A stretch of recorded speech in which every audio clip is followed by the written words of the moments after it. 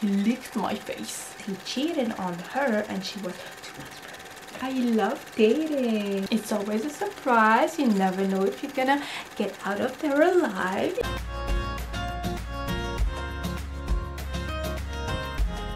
Hi guys, for those of you who don't know me, my name is Priya and I basically make a fool of myself on the internet, and in today's video I'm going to read your worst dating stories, and boy, there are many. So it's almost Valentine's Day and it's a perfect day to celebrate your love and demonstrate it by buying gifts that people don't need with the money you don't have. In my humble opinion, dating is one of the weirdest, scariest, most embarrassing thing that you could ever do. And on the first place we have splitting your soul into 8 parts. On the second place we have cloning yourself, and on the third place you have dating. So I thought it would be very interesting to share our dating stories, because sometimes we feel like we have it so much worse than other people.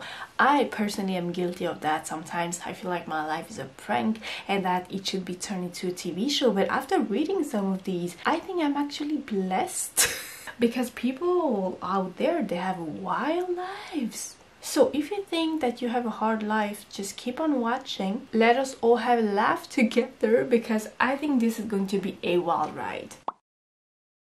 I went on a 14-hour date with a guy who kept making phone calls the whole time, talking to mysterious people about buying things, then telling me I cannot repeat it. He took me to get my passport photo taken because he said he wanted to take me to Ibiza, then walked around the Mall of America with me taking photos of everything I looked at, saying he was going to buy it for me, before sneaking me into a comedy club where he went to the bathroom every 10 to 20 minutes. Dude really thought he was the main character, huh? He wanted to be mysterious.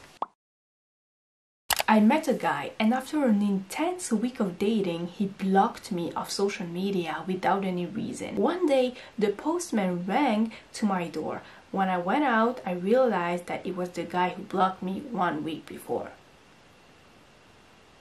Well, that shit happens in TV shows. What kind of coincidence is that? I feel like this is... okay, maybe my mind is a little... Maybe I'm watching too many crime shows, but this sounds like a stalker to me.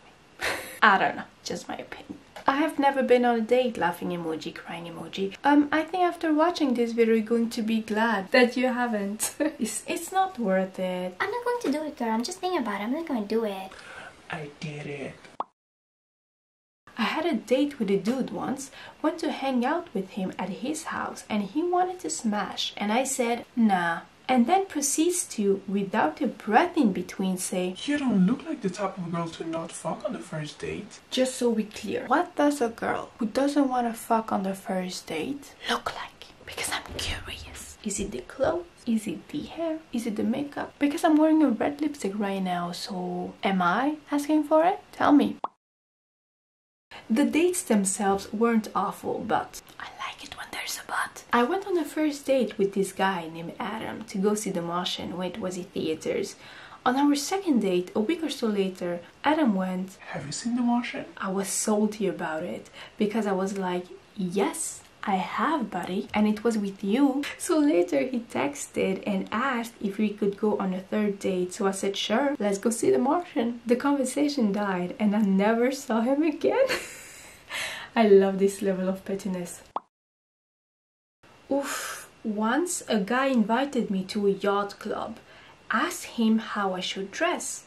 He said, "Like you normally do." The other women were in full-on dresses, like prom dresses. Never been more embarrassed. It's the embarrassment for me. I hope you had fun though.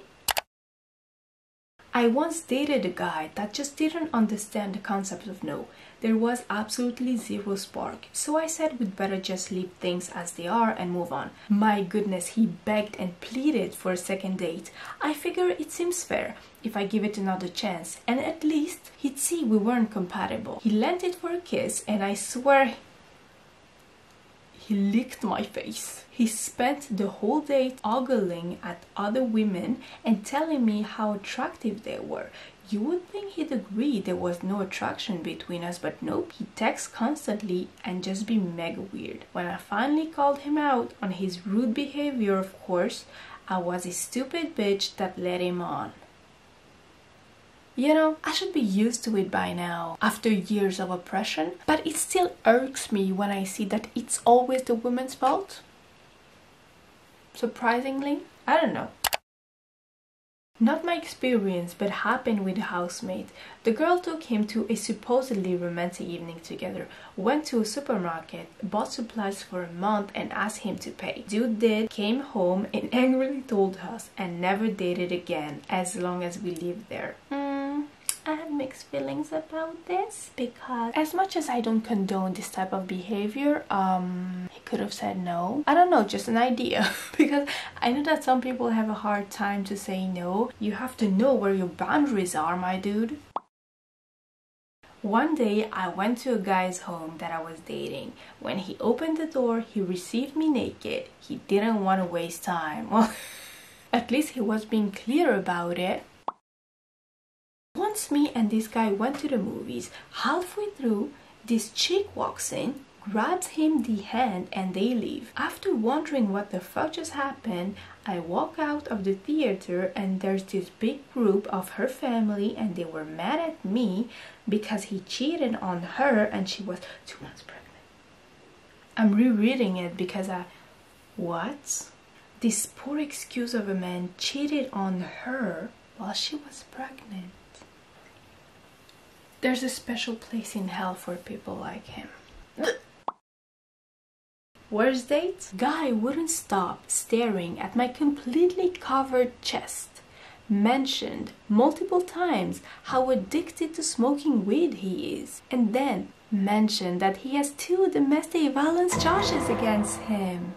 How lovely! I love dating. Oh my god. I love to get to know new people. It's always a surprise. You never know if you're gonna get out of there alive. It's always lovely. Okay, I received the next 2 stories on Instagram. They're in French, but don't worry, I gotcha. I'm going to put subtitles on so you don't have to do anything.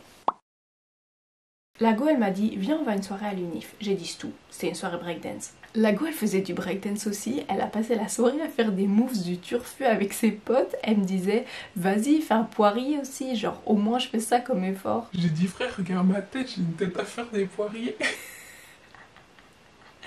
Non mais déjà le corps humain n'est pas censé faire des poiriers, enfin je veux dire dans quel contexte on devrait se mettre sur la tête, ça n'a aucun sens. Il y a certains mouvements en fait on devrait pas se moquer de nous parce qu'on les fait pas ou parce qu'on sait pas les faire, ça n'a pas d'intérêt, ça n'a pas d'incidence sur notre vie, ça nous sert à rien. Tu crois que nos ancêtres qui chassaient le mammouth pour survivre ils faisaient des poiriers? Tu crois qu'ils faisaient la roue? Tu crois qu'ils sautaient?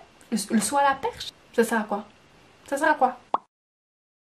J'avais 15 ans. La go, elle m'invite chez elle pour que je l'aide en maths, etc. Moi, j'y vais, c'est bien, je mets les lentilles. Dans ma tête, on va faire des graphiques sexuels après le cours. Surtout, je l'aide, mais elle comprend rien. De toute façon, on avait capté que c'était pas l'objectif de la journée. Après, on se pose. Il commence à y avoir des petits contacts physiques soft et mignons. Je reçois un appel, c'était une autre go. Et celle avec qui j'étais, elle décroche, elle dit « Ouais, je suis sa copine, laisse tout tranquille. » Je me suis dit « Oh !» Ça a envoyé du lourd là. Puis après, j'ai dit « En 15 ans, j'ai jamais vu ça. » Elle m'a dit, comment ça 15 ans? J'ai dit, bah j'ai 15 ans. Elle m'a dit, t'es sérieux? Je croyais que t'en avais 17. On a passé le reste de l'après-midi devant Bob l'éponge. Et je suis rentrée. Quel épisode? C'est bien quand même Bob l'éponge. Moi j'aime bien l'épisode avec Monsieur Bull, mais après il meurt. Well, almost a year ago, I started dating again and met this girl on Instagram who lives only a couple of cities from me, like 20 minutes drive from me. And we were talking and decided we should go on a date. And we had a good time until the end of the date and she was like, where's your car? And I told her, oh, I don't have one. I Uber everywhere. And I think that somehow turned her down against me because after that day she blocked me off IG and Facebook. Was hurt about it because man, why does it matter if I have a car or not? Like, I'll eventually drive, I just don't have the cash to have a car and I'm gonna learn how to drive. First of all, don't ever feel bad about yourself for not having a car. Where I live in Brussels, the majority of my friends don't have a car, that's one. Second, the majority of us don't even have a license and I'm about to be.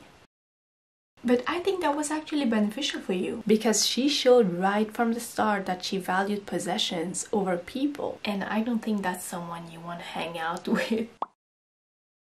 I went on a date with a guy and within a week of dating he was planning our wedding. When I told him I wasn't ready for a wedding, he broke up with me. What's your secret? Do you realize how many people in this world want to have what you have? Do you know how many people date for 10, 15, 25 years without even talking of marriage? Because one of them is afraid of commitment. But damn, you have been playing the same Tanya Hawk video game since 2003, so obviously you are not afraid of commitment, so are you afraid of me?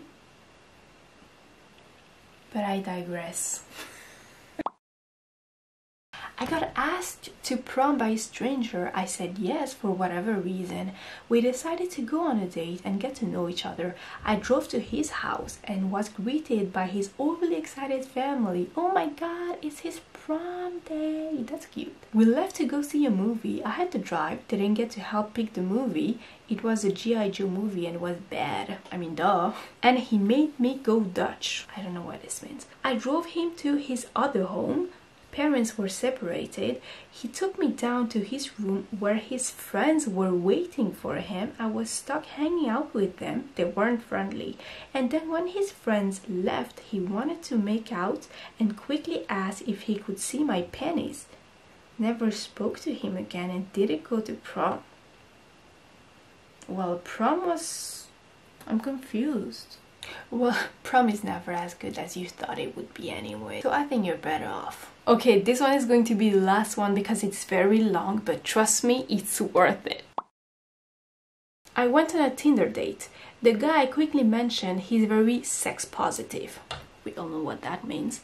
He asked me if I was sex positive. Ugh. He talks the entire time, including about how he's a writer for HuffPost. Won't stop talking. He's new to our big city and says there's something wrong with our culture. As an example, he told a story about approaching women at the bar and getting rejected. No, he didn't just tell the story. He stood up and acted it out. All parts. He put on obnoxious Valigal accents for the girls' parts. The story ends with his triumph. The way he's telling it ends with him triumphantly shouting back across the bar at the girls, "Well, I didn't want to fuck you anyway." He gives me a satisfied smile and sits down, waiting for my reaction of approval. I tore into him. I started gently with, "Those women didn't really owe you their time," but it turned into an all-shouting match from him. He slammed his hands on the table and told me he was going to go to the bathroom. He instead left the building, leaving me with the bill. I paid and was finishing my drink slowly when he returned. Plot twist. He is very sorry. He talks a lot more about being misunderstood. He asked if I want to come back to his place. I laugh at that one and I go home. A month later, a HuffPost article goes viral. Same dude moved out of Chicago and wrote a piece about what's wrong with Chicago culture. He opens it with the same story he told me in the bar. The article goes viral because everyone is laughing the way I had. People wrote response articles. You can no longer find the original online. He scraped it somehow. My main goal in life is now to find this article. This is going to be my quest and I'm not going to stop until I reach the Grail. So if any of you guys find this article, just send it to me via Instagram, and also follow me on Instagram because I post stories every single day. I'm very active on Instagram, and also for fun video ideas like this, because I don't have the community tab on YouTube yet, I always ask questions, I do polls, and I share my Google Docs and my YouTube video ideas on Instagram, so make sure to follow me. So if you find this article, just send it to me. And also listen, I have received dozens, and I mean dozens, of other dating stories. So if you like this video, make sure to tell me in the comments down below. I can make 7 more parts if you want. Because the dating world, it's like the universe, you know, the stories just never end, and each story is crazier and stranger than the previous one somehow. When you think you have reached the limit, it goes even beyond. So that's it for this week's video. I hope you liked it. If you did, don't forget to drop a like. Tell me in the comments down below if you want to see a part 2 of this video or not. If you like my bubbly personality, don't forget to subscribe. I post one video a week every Wednesday 8 p.m. GMT +1. At least I'm trying. Sometimes, you know, life gets in the way, but I'm trying, and that's what's important. If you celebrate Valentine's Day, happy Valentine's Day to you, my friend. And I'll see you next week, same day, same time, hopefully. Bye guys.